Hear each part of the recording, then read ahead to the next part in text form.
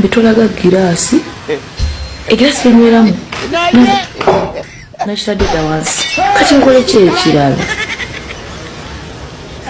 Nammwe muntiisa munnimba.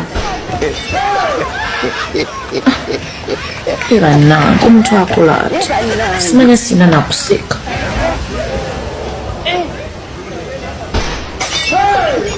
I use what? Cup. Grazie. The earrings. Food dance come on. Zijako earrings. Mazima. Joko wigi. Mama. Why? Wala mugera posters mama. Ring nose. Nina me earrings zijako. They think it's alcohol. Oh my God, it's not alcohol. It's not alcohol. Siseganyo.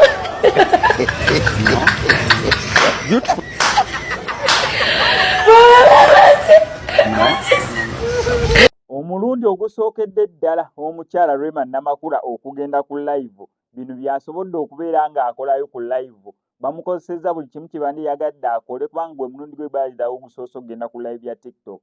Kyeka abadde awo nga yibbo walinzeko mwami Sebunyaawo kwegamba owaye n'agamba owaye kangendeko ku TikTok live. Era bw'agenze ku TikTok bino byasobodde okubeera nga akolerako abatutegeeza mbu abadde tabimanyi nnyo ebya TikTok naye gwe mulundi gwe ogusoose ogenda ku live so bw'atyo bw'asobodde okubeera nga anyumyamuko n'abantu be naddala ku TikTok live nga bagezaako okubeera nga bagimunyumiza. Kankutereko obutambi okuva gye byatandikidde paka gye bikomekeredde naye nga sinabeera nga mbikuterako kankusaba subscribinga no ku SMX Media tojja kubeera nga missing updates naddala nga zino. Ndowooza mutunyumyemu munyumye era bwe tuti biki bye bakola ku TikTok. I sing nga nyimbye luyimba ki? I tell you about my day. Okay, I tell you what. I got up today, went to the salon, Kola Kaviri Kan. I love my short hair. Oh God, I love it so much. Nzokuka. Today morning, I first took Alia to school. Amalia abadde akedde.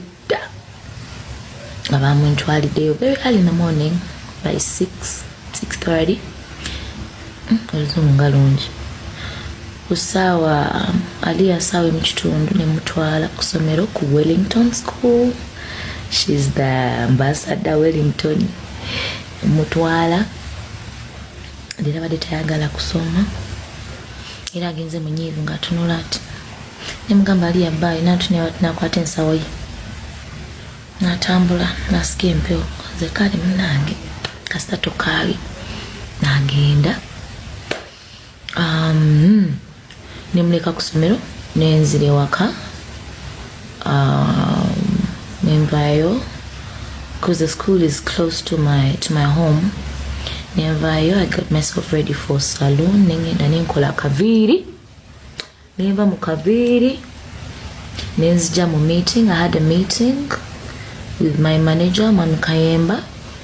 Ka meeting bekawedde I'm Sebunya nandeta ku kachai.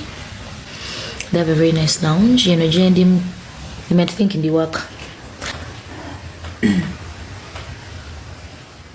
They have a very beautiful lounge.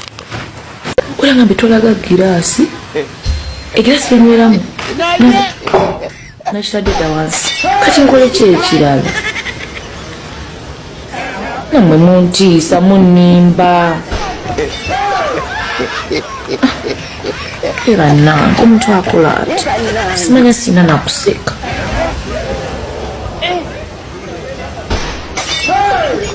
I use what? Cup. Grazie. The earrings. Food dance come on. Zijako earrings. Mazima. Joko wigi. Mama. Why? Wala mugera posters mama. Ring nose.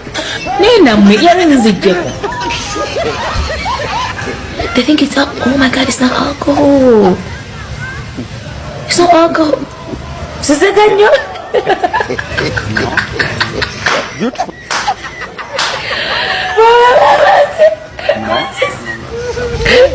Siseze usina kuseka nnyo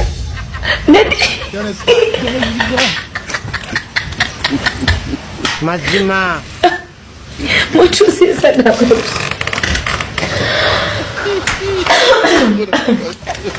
muntuziza amalusu bantu mmwe oyagambye n'oluzungu lweke. Okay guys, this is too much for me. Angambe n'oluzungu luleke.